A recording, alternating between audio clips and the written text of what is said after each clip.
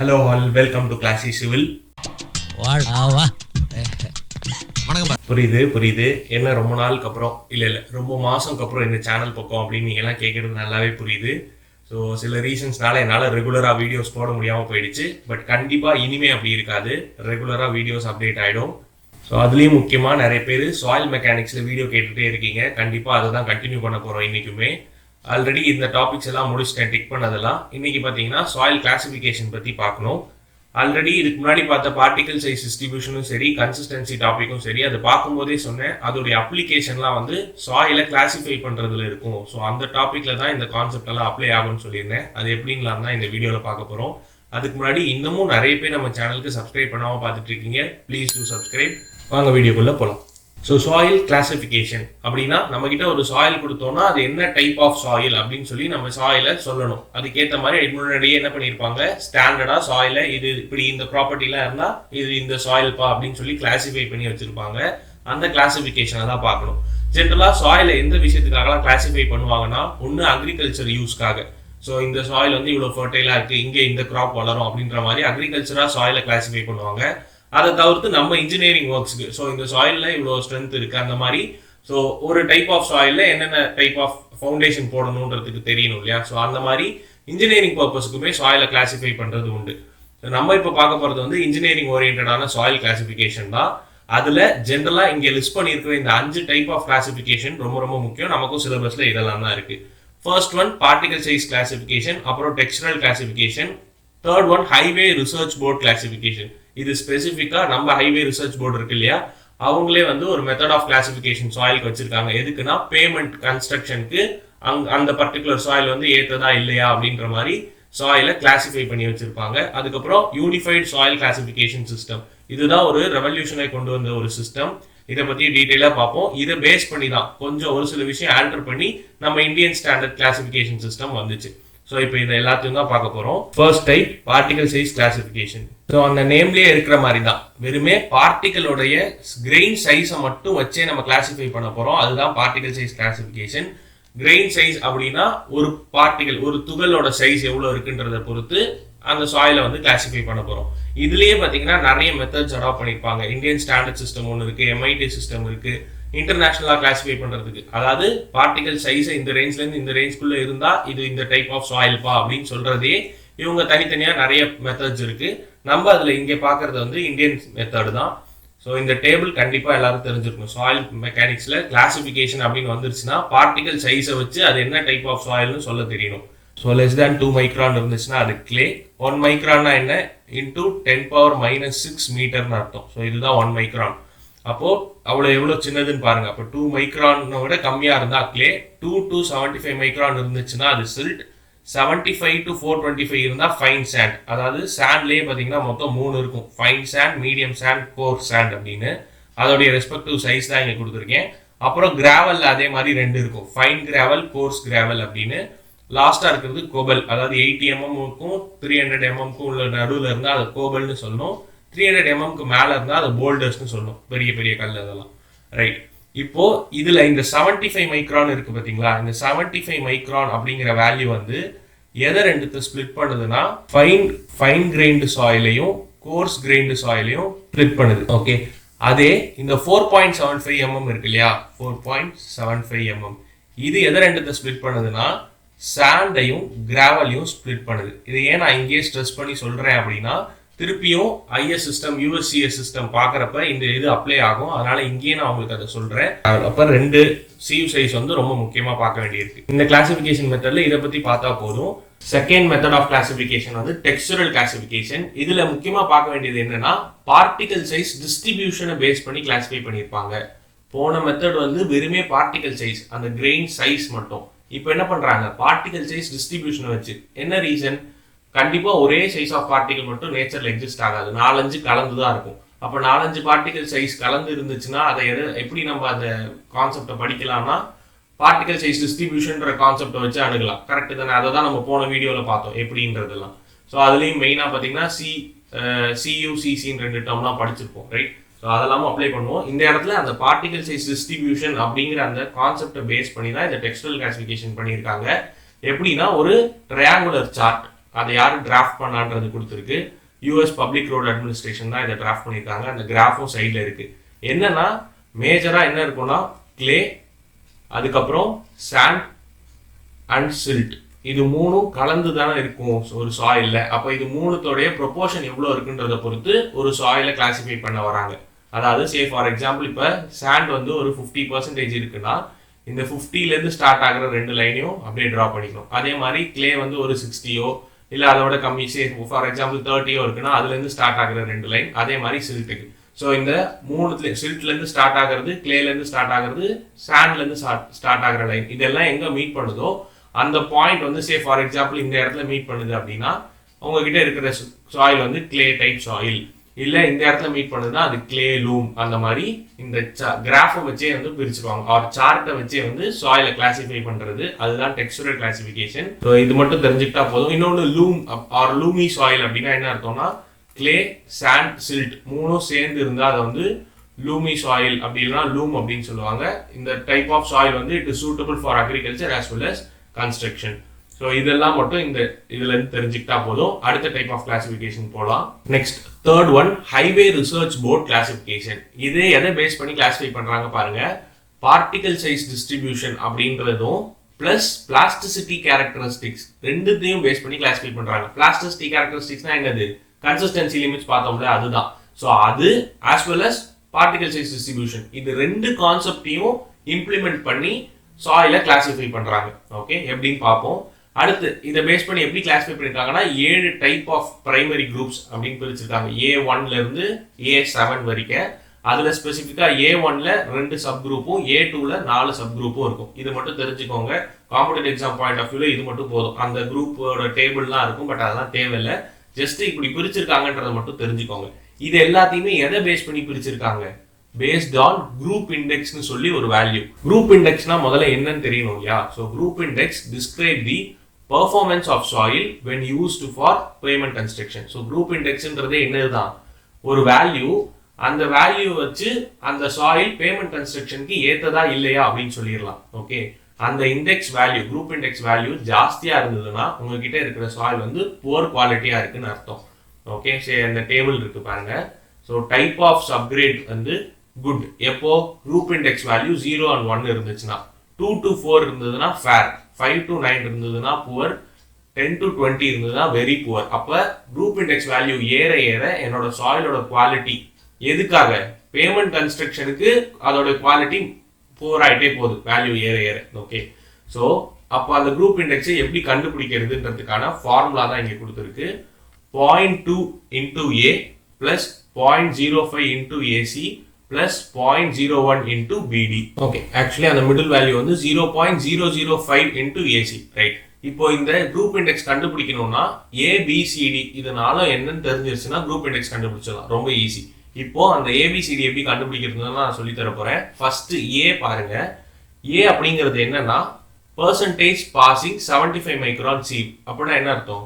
percentage finer than 75 micron. அதுதான் நம்ம particle size டிஸ்ட்ரிபியூஷன்லாம் பார்த்தோம். யாராச்சும் அந்த வீடியோ பார்க்கலன்னா மறக்காம முன்னாடி வீடியோ செக் பண்ணிட்டு அப்புறமா வாங்க, அப்பதான் என்னன்னு புரியும் பார்ட்டிகல் சைஸ் டிஸ்ட்ரிபியூஷன் பத்திலாம். So particle finer than or percentage finer than 75 micron, அந்த வேல்யூ வந்து அதுதான் வந்து ஏன்றது மாதிரி ரெப்ரசென்ட் பண்ணணும். ஆனா கொடுத்துருக்கிற அந்த பர்சன்டேஜை அப்படியே எழுதக்கூடாது. சே ஃபார் எக்ஸாம்பிள் உங்க கொஸ்டின்ல வந்து பர்சன்டேஜ் பாசிங் 75 மைக்ரான் அப்படின்றது வந்து ஒரு 40% கொடுத்துருக்காங்கன்னா ஏ வந்து ஸ்ட்ரெயிட்டா 40 எடுத்துடக்கூடாது. எப்படி எடுக்கணும்னா முதல்ல அவங்க கொடுத்துருக்கிற அந்த வேல்யூ உங்க ரேஞ்சுக்குள்ள இருக்கா? என்ன ரேஞ்சு? அதுதான் இங்க கிரீன் கலர்ல எழுதியிருக்கேன். 35ல இருந்து 75க்குள்ள இந்த ரேஞ்சுக்குள்ள இருக்கான்னு செக் பண்ணணும். இப்ப நம்ம கேஸ்ல என்ன 40%, அப்ப இது ரேஞ்சுக்குள்ளதான் இருக்கு, கரெக்டா? அப்ப ரேஞ்சுக்குள்ள இருக்குன்னா லோவர் லிமிட், அதாவது அந்த ரேஞ்சோடைய லோவர் லிமிட்டை மைனஸ் பண்ணிடணும். ஸோ 40ல இருந்து 35 மைனஸ் பண்ணிடணும். மைனஸ் பண்ணி மீதி எப்படி என்ன வரும்? 5 வருமா? இந்த 5 தான் ஏவோட வேல்யூன்னு எழுதணும். அதை தான் என்ன சொல்றாங்கன்னா இந்த ரேஞ்சுக்குள்ள இருக்கணும். ஆனா it should be expressed as a whole number between 0 to 40. 0 to 40க்குள்ள தான் அதை நீங்க ரெப்ரசென்ட் பண்ணணும். அதுக்கு என்ன பண்ணணும்னா இந்த ரேஞ்சை விட இந்த ரேஞ்சுக்குள்ள ஒரு வேல்யூ இருக்குன்னா அதோடைய லோவர் லிமிட்டால மைனஸ் பண்ணி எழுதணும். இப்போ ஒரு கன்ஃபியூஷன் வரும். சே ஃபார் எக்ஸாம்பிள் 30% கொடுத்துருந்தாங்கன்னா நான் என்ன பண்றது? 30% கொடுக்குறாங்கன்னா இந்த ரேஞ்சுக்குள்ள முதல்ல வருதான்னு செக் பண்ணுங்க. 35ல இருந்து 75க்குள்ள அந்த ரேஞ்சுக்குள்ள வருதா? வரல. 30ங்கிறது அதோட கம்மியா இருக்கு. அப்பனா உங்களுடைய பாசிபிள் ரேஞ்ச் என்ன? நீங்க என்ன கொடுக்கலாம்? ஏக்கு 0 to 40 கொடுக்கலாமா? அதுல லீஸ்டா இருக்கிறது 0வா கொடுத்துடணும். ஸோ ஏக்கு வந்து அப்ப 0 அப்படின்னு வந்துடும். இதே தான் இப்போ எப்படி வரப்போகுது பாருங்களேன். சே ஃபார் எக்ஸாம்பிள் அவங்க கொஸ்டின்ல பெர்சன்டேஜ் பாசிங் 75 மைக்ரானை வந்து 80% கொடுக்குறாங்க. அதாவது உங்க ரேஞ்சோடைய அப்பர் லிமிட்டையும் தாண்டிடுச்சு. 80ங்கிற வேல்யூ 75யும் தாண்டிடுச்சு. அப்ப என்ன பண்ணணும்னா நீங்க எந்த ஏக்கு கொடுக்க வேண்டிய அந்த ஹோல் நம்பர் வேல்யூ இருக்கு இல்லையா, 0 to 40, அந்த கிரேட்டஸ்ட் வேல்யூவை அப்ளை பண்ணிடணும். அதாவது ஏக்கு வந்து 40 கொடுக்கணும்னு சொல்றேன். இப்போ இந்த ஏக்கு என்ன எப்படி சப்ஸ்டியூட் பண்றாங்கன்றது புரிஞ்சிருச்சுன்னா போதும். அப்படியே அடுத்து பி சி டிக்கு எல்லாத்துக்குமே இதே மாதிரி தான் இருக்கும். ஓகேவா? என்ன அந்த ப்ராப்பர்ட்டி மட்டும் கொஞ்சம் சேஞ்ச் ஆகும். அதுவும் பிக்கு அது கூட மாறாது. பி அப்படின்றதும் அதே பெர்சன்டேஜ் பாசிங் 75 மைக்ரான் தான். ஆனா அவங்களுடைய ரேஞ்ச் வந்து இந்த இடத்துல பியோடைய ரேஞ்ச் வந்து குறைச்சிருக்காங்க. 15 to 55 குறைச்சிருக்காங்க. இப்போ ஏ பி ரெண்டுத்துக்கும் சேர்த்து யோசிச்சு பார்ப்போமா? அதாவது என்ன சொல்ல வரேன்னா, சே ஃபார் எக்ஸாம்பிள் எனக்கு கொஸ்டின்ல வந்து 40 இருக்கும். 40% வந்து கொடுத்துருக்காங்க. எது? பெர்சன்டேஜ் பாசிங் 75 மைக்ரான் இந்த வேல்யூ கொடுத்துருக்காங்க 40. அப்போ எனக்கு ஏ எப்படி வரும்?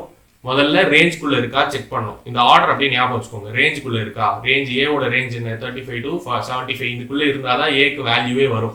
ஓகே, அப்போ 35 to 75 தான் இருக்கு 40ன்றது அவங்க கொடுத்துருக்கிறது. அப்போ உள்ள இருந்துச்சுன்னா லோவர் லிமிட்டான இந்த 35 மைனஸ் பண்ணி என்ன நம்பர் வருதோ அதை எழுதிடணும். 40 மைனஸ் கொடுத்துருக்கிறது 40 மைனஸ் 35 போட்டிங்கன்னா ஏக்கு வந்து 5 அப்படின்னு கிடைச்சிரும். ரைட், அந்த இது வந்து செக் பண்ணிக்கோங்க. லாஸ்டா 0 to 40 தான் உங்களுக்கு கிடைச்சிருக்கா ஏவோட வேல்யூன்றது செக்கா வச்சுக்கோங்க. ப்ளூ கலர் வந்து செக். ஓகே, இப்போ அடுத்தது பிக்கு அதே மாதிரி அதே தான் 40% தான். அதே பெர்சன்டேஜ் பாசிங் 75 மைக்ரான் சீம்னா அதே கான்செப்ட் தான். ஸோ 40% தான். எந்த ரேஞ்சுக்குள்ள இருக்கணும்? 15க்கும் 55க்கும் நடுவில் இருக்கணும். கரெக்டு தானே? 40ங்கிறது 15க்கும் 55க்கும் நடுவில் இருக்கு. அப்போ என்ன பண்ணணும்? 40ல இருந்து என்னுடைய லோவர் லிமிட்டான 15 மைனஸ் பண்ணணும். அப்போ பிக்கு என்ன வேல்யூ கிடைக்கும்? 25 அப்படின்னு கிடைச்சிருக்கும். இந்த 25 0 to 40க்குள்ள தானே இருக்கு. அப்போ பிக்கு 25ன்றது கரெக்ட். ஸோ இது ரெண்டுமே ஏ அண்ட் பி ரெண்டு வேல்யூமே பெர்சன்டேஜ் பாசிங் 75 மைக்ரான் சீவ் அப்படின்றத பேஸ் பண்ணி தான். ஆனா இந்த எடுக்கக்கூடிய அந்த ரேஞ்ச் வந்து டிஃபர் ஆகிறதுனால ஏக்கும் பிக்கும் வேல்யூ மாறுது. இது ரெண்டும் புரிஞ்சிருச்சா? கிளியர்ல? ஸோ இப்போ அடுத்து அப்படியே சி பாருங்களேன். சிக்கு என்னன்னா ரேஞ்ச் கான்செப்ட் அது எல்லாமே அதே மாதிரி தான். என்ன அந்த இடத்துல ரேஞ்ச் இன்னும் குறுகலா இருக்கும். 40 to 60க்குள்ளன்னு இருக்கும். ஆனா என்ன ப்ராப்பர்ட்டின்னு கவனிங்க. சாயிலோடைய லிக்விட் லிமிட் இதுக்கு முன்னாடி அந்த சாயிலோடைய 75% மைக்ரானோட பெர்சன்டேஜ் ஃபைனர் இருந்தது. இப்போ இங்க என்ன இருக்குன்னா லிக்விட் லிமிட்ன்ற ப்ராப்பர்ட்டி இருக்கு. ஓகே, அதே கான்செப்ட் தான். ஸோ எப்படி எடுக்கணுன்றதுலாம் மேல இருக்க மாதிரியே தான். லாஸ்ட் டி அப்படிங்கிறது plasticity index of the soil. Plasticity இண்டெக்ஸ்னா என்ன பார்த்தோம்? ஞாபகம் இருக்கா? IP is equal to liquid limit minus plastic லிமிட்னு பார்த்தோம் இல்லையா கன்சிஸ்டன்சியில். ஸோ அதே தான், அதை யூஸ் பண்ணும். அப்போ பிளாஸ்டிசிட்டி இண்டெக்ஸ் வேல்யூ ஐபின்ற வேல்யூ வந்து 10, 30 இந்த ரேஞ்சுக்குள்ள இருந்ததுன்னா உங்களோட டியோட வேல்யூ வந்து 0 to 20க்குள்ள ஏதோ ஒரு வேல்யூ எடுத்துக்கும் அப்படின்னு அர்த்தம். இப்போ ஏபிசிடி எப்படி எடுக்கணுன்றதெல்லாம் புரிஞ்சிருச்சா? ஒரு சின்ன சம் இதை வச்சு போடுவோம். குரூப் இண்டெக்ஸ் கண்டுபிடிக்கிற சம்மு. அப்போ இன்னும் கிளியரா புரிஞ்சிடும். அண்ட் இன்னொரு விஷயம் கவனிச்சிங்களா? ஏ அண்ட் பி அது ரெண்டுமே என்னது? பெர்சன்டேஜ் ஃபைனர் தேன் 75 மைக்ரான்ற விஷயம். அதாவது பார்ட்டிகல் சைஸ் டிஸ்ட்ரிபியூஷன் கான்செப்ட். அப்படியே சி அண்ட் டி பாருங்களேன். லிக்விட் லிமிட், பிளாஸ்டிசிட்டி இண்டெக்ஸ் இது ரெண்டும் கன்சிஸ்டன்சி அதாவது பிளாஸ்டிசிட்டி கேரக்டரிஸ்டிக்ஸோட கான்செப்ட். ஸோ அதனால தான் இங்கே ஃபர்ஸ்ட் லைன்ல இந்த ஹைவே ரிசர்ச் போர்ட் கிளாசிஃபிகேஷன் அப்படிங்கிறது பார்ட்டிகல் சைஸ் டிஸ்ட்ரிபியூஷன் அதாவது ஏ அண்ட் பி வேல்யூ அது ரெண்டும் பார்ட்டிகல் சைஸ் டிஸ்ட்ரிபியூஷன் டிபெண்ட் பண்ணி, அதே சி அண்ட் டி அது ரெண்டும் வந்து பிளாஸ்டிசிட்டி கேரக்டரிஸ்டிக்ஸை டிபெண்ட் பண்ணி. அதனால தான் இந்த ரெண்டு கான்செப்டும் இம்ப்ளிமெண்ட் பண்ணி சாயிலை கிளாசிஃபை பண்றாங்கன்னு நம்ம ஃபர்ஸ்ட் லைன்லேயே எழுதணும். ரைட், இப்போ ப்ராப்ளம் பார்ப்போம். இதுதான் அந்த சம். என்ன கொடுத்துருக்காங்கன்னு பாருங்க. Percentage finer than 75 micron of given sample is 56ன்னு கொடுத்துருக்காங்க. ஓகே, அப்போ சால்வ் பண்ணலாமா? சொல்யூஷன்னாலே ப்ளூ கலர் தானே. So percentage finer than 75 micron அதாவது பெர்சன்டேஜ் பாசிங் த்ரூ 75 மைக்ரான் தான் அப்படி கொடுத்துருக்காங்க. கிவன் அப்படின்னு எழுதிட்டு பெர்சன்டேஜ் ஃபைனர் தேன் 75 மைக்ரான் எவ்வளோ இருக்கு? 56% அப்படின்றது கொடுத்தாச்சு. தென் வேற என்ன கொடுத்துருக்காங்க? ஸோ என்ன கண்டுபிடிக்கணும்னா குரூப் இண்டெக்ஸ் கண்டுபிடிச்சு அந்த சாயிலோட குவாலிட்டியை சொல்லணுமா. வேற என்ன கொடுத்துருக்காங்கன்னு பார்த்தீங்கன்னா லிக்விட் லிமிட். ஸோ எல்எல் அப்படின்னு டினோட் பண்ணலாம், அப்படி இல்லைன்னா டபிள்யூஎல்னு டினோட் பண்ணலாம், விச் இஸ் ஈக்குவல் டு 36. அதே மாதிரி plastic limit or WP is equal to 23. இதெல்லாம் கிவன். நம்ம என்ன கண்டுபிடிக்கணும்? குரூப் இண்டெக்ஸ் கண்டுபிடிக்கணும், GI. அதோட ஃபார்முலா இப்போதான் நம்ம பார்த்தோம். திருப்பி எழுதிக்கலாம், பரவாயில்ல. So group index is equal to 0.2A plus 0.005 AC plus 0.01 BD. இப்போ என்ன பண்ணணும்? அடுத்து ABCD இதை நாலுத்தையும் கண்டுபிடிச்சோம்னா வேலை முடிஞ்சிச்சு. ஓகே, இப்போ பர்சன்டேஜ் ஃபைனர் தேன் 75 மைக்ரான்றது 56. அதை வச்சுட்டு தான் A and B கண்டுபிடிக்கணும். அப்படியே இங்கே வாங்க, இங்கே தான் இருக்குது. ஸோ A கண்டுபிடிக்கிறதுக்கு இப்போ நம்மக்கிட்ட இருக்கிறது 56. அப்போது 56 முதல்ல இந்த ரேஞ்சுக்குள்ளே இருக்கா, 35 and 75 இருக்கா அப்படின்னு பார்த்தோம்னா எஸ், இட் இஸ் தேர். அப்போ என்ன பண்ணணும்? 56லேருந்து 35 ஆன லோவர் லிமிட்டை மைனஸ் பண்ணணும். அதுதான் எனக்கு A வேல்யூவாக இருக்கும். ஸோ 56 மைனஸ் 35 போட்டிங்கன்னா ஏயோட ஆன்சர் வந்து 21ன்னு கிடச்சிருக்கும். அவ்வளோதான், A கண்டுபிடிச்சாச்சு. அந்த A 21ன்றது 0 to 40 தான் லை ஆகுதா? ஆமாம், லை ஆகுது. ரைட், அப்போ கரெக்டு. அடுத்து Bக்கும் அதே 56ன்ற விஷயம் தான். பர்சன்டேஜ் ஃபைனர் தான் 56 தானே. ஸோ அதே 56 தான். அப்போது இங்கே அந்த 56ன்றது இந்த 15 to 55 ரேஞ்சுக்குள்ளே லை ஆகுதான்னு பார்க்கணும். இல்லை, கிரேட்டர் தேன், அதாவது 55ஓட ஜாஸ்தி ஆயிடுச்சு. 56 நம்ம கொடுத்துருக்காது, ஜாஸ்தி ஆயிடுச்சுன்னா என்ன பண்ணணும்னு சொல்லியிருக்கேன்? 0 to 40ல அந்த ஹையஸ்ட் வேல்யூவான 40 எடுத்துக்கணும்னு சொன்னேன். அப்போ B என்ன ஆயிடுது? இந்த இடத்துல ஸ்ட்ரெயிட்டாக 14 கிடச்சிருச்சு. AB கண்டுபிடிச்சாச்சு. C கண்டுபிடிக்கணும். லிக்விட் லிமிட் அப்படின்றது கேட்டிருக்காங்க. நமக்கு இங்கே கொஸ்டினில் லிக்விட் லிமிட் எவ்வளோ கொடுத்துருந்தாங்க? 36. ஓகே, ஸோ லிக்விட் லிமிட் வந்து 36.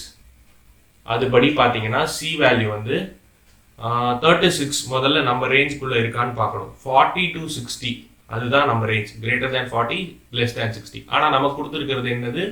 36ன்றது கொடுத்துருக்காங்க லிக்விட் லிமிட்டை. அது நம்ம ரேஞ்சிலேயே இல்லை. அப்போ என்ன சப்ஸ்டியூட் பண்ணோம்? சிக்கு பதிலாக 0. சின்ற இடம் வந்து 0 ஆயிடுச்சு.